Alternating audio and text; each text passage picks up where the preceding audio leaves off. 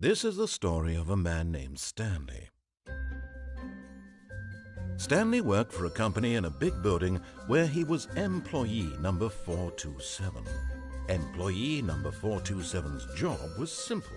He sat at his desk in room 427 and he pushed buttons on a keyboard. Orders came to him through a monitor on his desk, telling him what buttons to push, how long to push them, and in what order. This is what employee 427 did every day of every month of every year. And although others might have considered it soul-rending, Stanley relished every moment that the orders came in, as though he had been made exactly for this job. And Stanley was happy. And then one day, something very peculiar happened. Something that would forever change Stanley. Something he would never quite forget. He had been at his desk for nearly an hour when he realized that not one single order had arrived on the monitor for him to follow. No one had showed up to give him instructions, call a meeting, or even say hi. Never in all his years at the company had this happened, this complete isolation. Something was very clearly wrong. Shocked, frozen solid, Stanley found himself unable to move for the longest time. But as he came to his wits and regained his senses, he got up from his desk and stepped out of his office.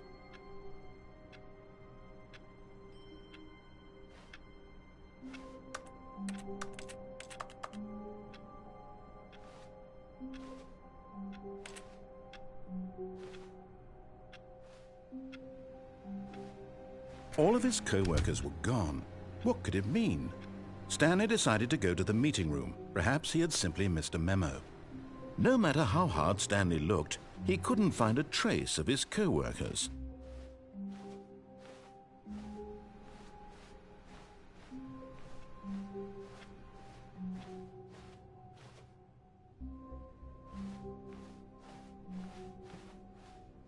When Stanley came to a set of 2 open doors, he entered the door on his left. This was not the correct way to the meeting room, and Stanley knew it perfectly well. Perhaps he wanted to stop by the employee lounge first, just to admire it.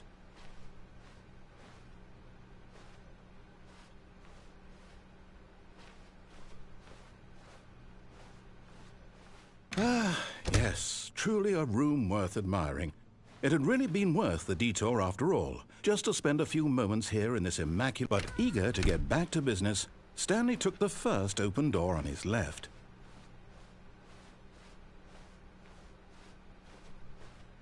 Stanley was so bad at following directions, it's incredible he wasn't fired years ago.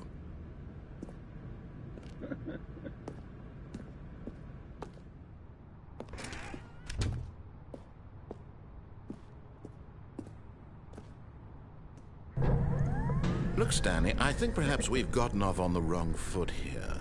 I'm not your enemy, really, I'm not. I realize that investing your trust in someone else can be difficult, but the fact is that the story has been about nothing but you all this time. There's someone you've been neglecting, Stanley. Someone you've forgotten about. Please, stop trying to make every decision by yourself. Now, I'm not asking for me, I'm asking for her. This is it, Stanley. Your chance to redeem yourself. To put your work aside. To let her back into your life. She's been waiting.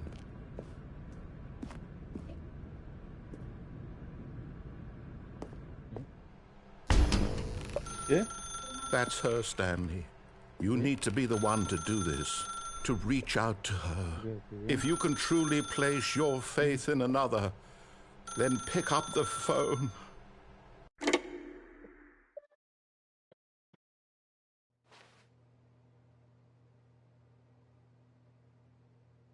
Oh, Stanley, is that you? Hold on, sweetie. Sorry to keep you waiting. I'm just pulling the bread out of the oven. All right. Okay, there we go. All right, now, I want you to come in and tell me all about your day. Gotcha. Oh, come on. Did you actually think you had a loving wife who'd want to commit their life to you? I'm trying to make a point here, Stanley. I'm trying to get you to see something. Come inside. Let me show you what's really going on here. Sorry, but you're in my story now.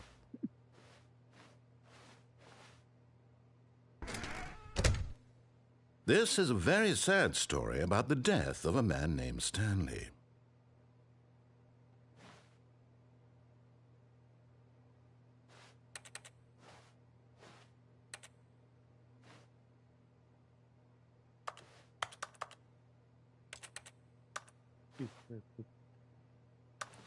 Stanley is quite a boring fellow. He has a job that demands nothing of him, and every button that he pushes is a reminder of the inconsequential nature of his existence. Look at him there, pushing buttons, doing exactly what he's told to do. Now he's pushing a button. Now he's eating lunch. Now he's going home. Now he's coming back to work. One might even feel sorry for him, except that he's chosen this life.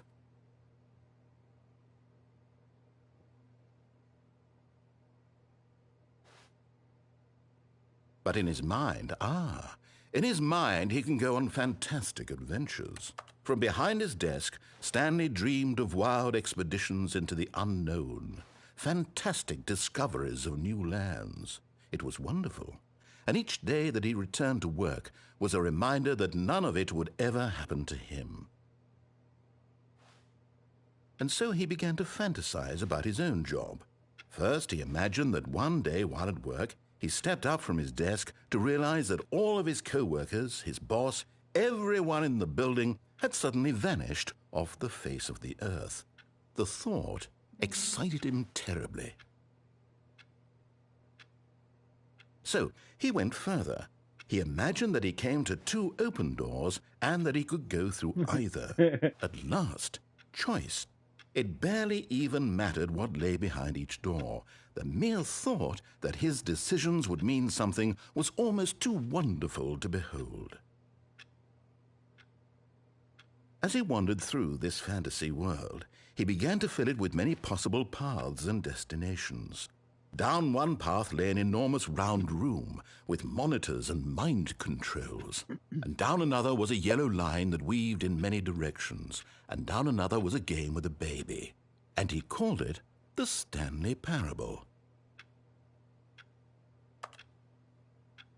It was such a wonderful fantasy, and so in his head he relived it again, and then again, and again, over and over, wishing beyond hope that it would never end, that he might always feel this free. Surely there's an answer down some new path, mustn't there be? Perhaps if he played just one more time. But there is no answer. How could there possibly be? In reality, all he's doing is pushing the same buttons he always has. Nothing has changed. The longer he spends here, the more invested he gets, the more he forgets which life is the real one. And I'm trying to tell him this, that in this world he can never be anything but an observer, that as long as he remains here, he's slowly killing himself. But he won't listen to me. He won't stop. Here, watch this. Stanley, the next time the screen asks you to push a button, do not do it.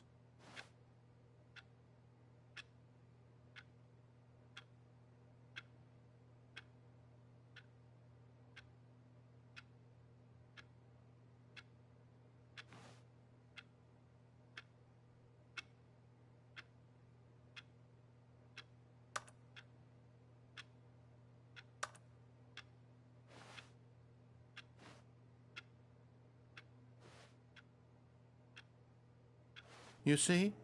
Can he just not hear me? How can I tell him in a way that he'll understand that every second he remains here, he's electing to kill himself? How can I get him to see what I see? How can I make him look at himself? I suppose I can't, not in the way I want him to. But I don't make the rules. I simply play to my intended purpose, the same as Stanley. We're not so different, I suppose. I'll try once more to convey all this to him. I'm compelled to. I must. Perhaps, well, maybe this time he'll see. Maybe this time. And I tried again, and Stanley pushed a button. And I tried again, and Stanley pushed a button. And I tried.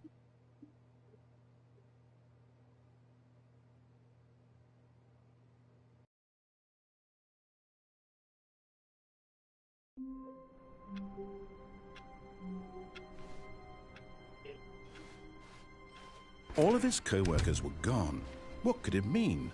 Stanley decided to go to the meeting room. Perhaps he had simply missed a memo.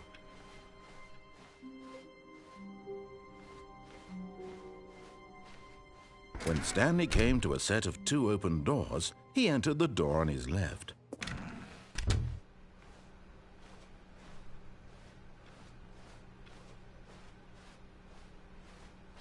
Yet there was not a single person here either. Feeling a wave of disbelief, Stanley decided to go up to his boss's office, hoping he might find an answer there.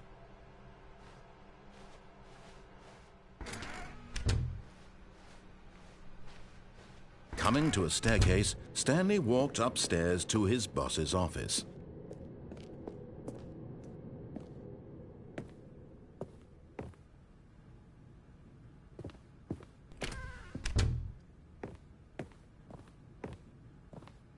Stepping into his manager's office, Stanley was once again stunned to discover not an indication of any human life. Shocked, unraveled, Stanley wondered in disbelief who orchestrated this. What dark secret was being held from him? What he could not have known was that the keypad behind the boss's desk guarded the terrible truth that his boss had been keeping from him. And so the boss had assigned it an extra secret PIN number, 2845. But of course, Stanley couldn't possibly have known this.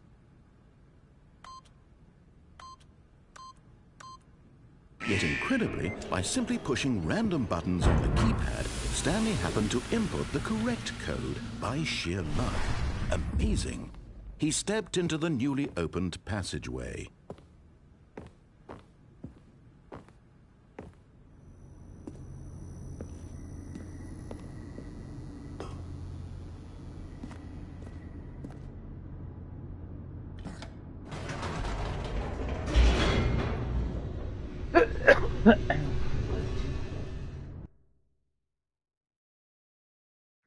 Descending deeper into the building, Stanley realized he felt a bit peculiar. It was a stirring of emotion in his chest, as though he felt more free to think for himself, to question the nature of his job. Why did he feel this now, when for years it had never occurred to him? This question would not go unanswered for long.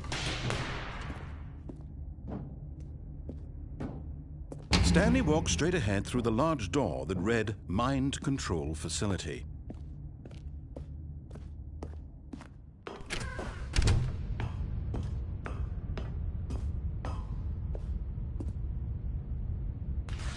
The lights rose on an enormous room packed with television screens.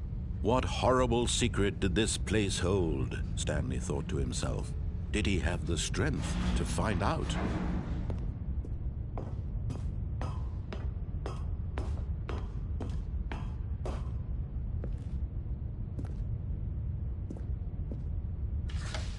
Now the monitors jumped to life, their true nature revealed. Each bore the number of an employee in the building, Stanley's co-workers. The lives of so many individuals reduced to images on a screen, and Stanley, one of them, eternally monitored in this place where freedom meant nothing.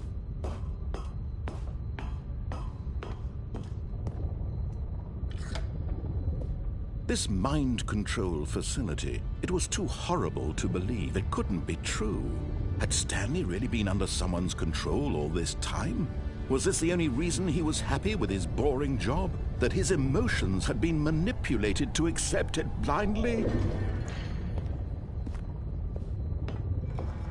No, he refused to believe it. He couldn't accept it. His own life in someone else's control? Never! It was unthinkable, wasn't it? Was it even possible? Had he truly spent his entire life utterly blind to the world? But here was the proof, the heart of the operation. Controls labeled with emotions, happy or sad, or content. Walking, eating, working, all of it monitored and commanded from this very place. And as the cold reality of his past began to sink in, Stanley decided that this machinery would never again exert its terrible power over another human life. For he would dismantle the controls once and for all.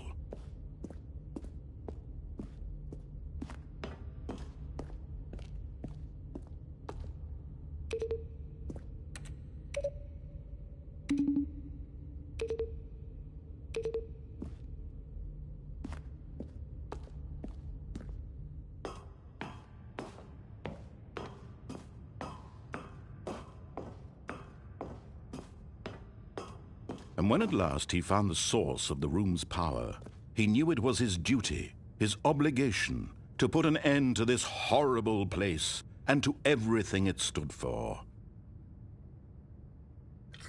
Oh, Stanley, you didn't just activate the controls, did you? After they kept you enslaved all these years, you go and you try to take control of the machine for yourself? Is that what you wanted? Control? Oh, Stanley, I applaud your effort, I really do. But you need to understand, there's only so much that machine can do. You were supposed to let it go, turn the controls off, and leave. If you want to throw my story off track, you're going to have to do much better than that. I'm afraid you don't have nearly the power you think you do. For example, and I believe you'll find this pertinent, Stanley suddenly realized he had just initiated the network's emergency detonation system. In the event that this machine is activated without proper DNA identification, nuclear detonators are said to explode, eliminating the entire complex. How long until detonation then? Let's say, 2 minutes. Ah, now this is making things a little more fun, isn't it, Stanley? It's your time to shine. You are the star. It's your story now. Shape it to your heart's desires. Oh, this is much better than what I had in mind. What a shame we have so little time left to enjoy it. Mere moments until the bomb goes off. But what precious moments each one of them is. More time to talk about you, about me, where we're going, what all this means. I barely know where to start. What's that? You'd like to know where your co-workers are? A moment of solace before you're obliterated? All right, I'm in a good mood. You're gonna die anyway. I'll tell you exactly what happened to them. I erased them. I turned off the machine. I set you free. Of course, that was merely in this instance of the story. Sometimes when I tell it, I simply let you sit there in your office forever, pushing buttons endlessly and then dying alone. Other times, I let the office sink into the ground, swallowing everyone inside, or I let it burn to a crisp. I have to say this, though, this version of events has been rather amusing. Watching you try to make sense of everything and take back the control wrested away from you, it's quite rich. I almost hate to see it go.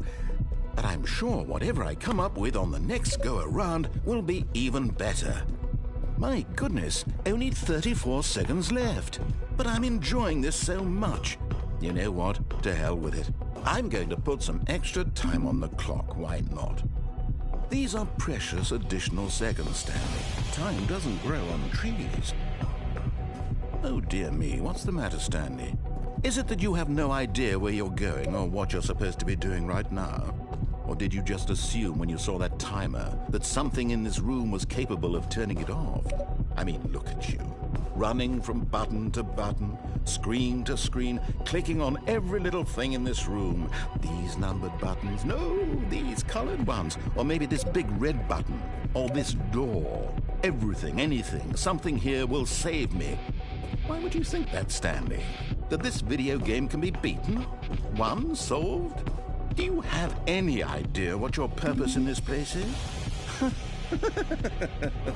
Stanley, you're in for quite a disappointment. But here's a spoiler for you. That timer isn't a catalyst to keep the action moving along.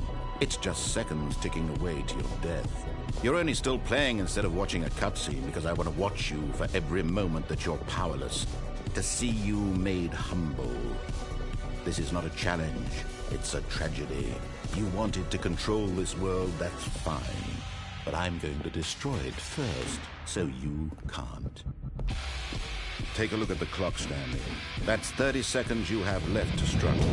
30 seconds until a big boom and then nothing. No ending here, just you being blown to pieces. Will you cling desperately to your frail life, or will you let it go peacefully? Another choice.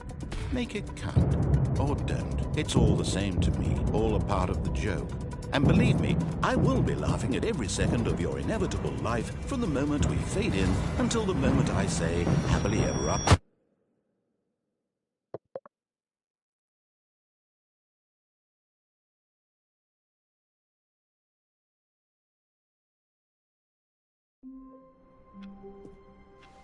All of his co-workers were gone.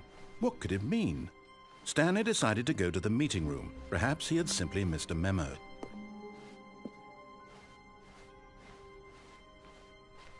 When Stanley came to a set of 2 open doors, he entered the door on his left.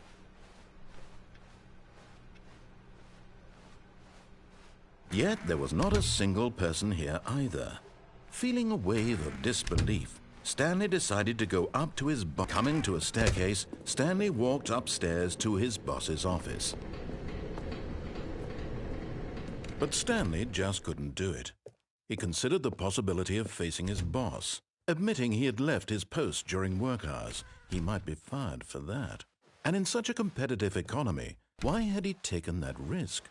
All because he believed everyone had vanished? His boss would think he was crazy. And then something occurred to Stanley. Maybe, he thought to himself, maybe I am crazy.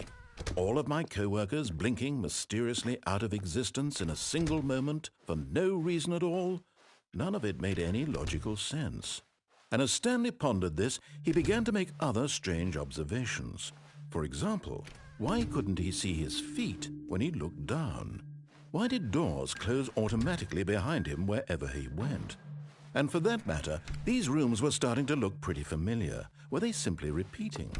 No, Stanley said to himself, this is all too strange. This can't be real. And at last, he came to the conclusion that had been on the tip of his tongue. He just hadn't found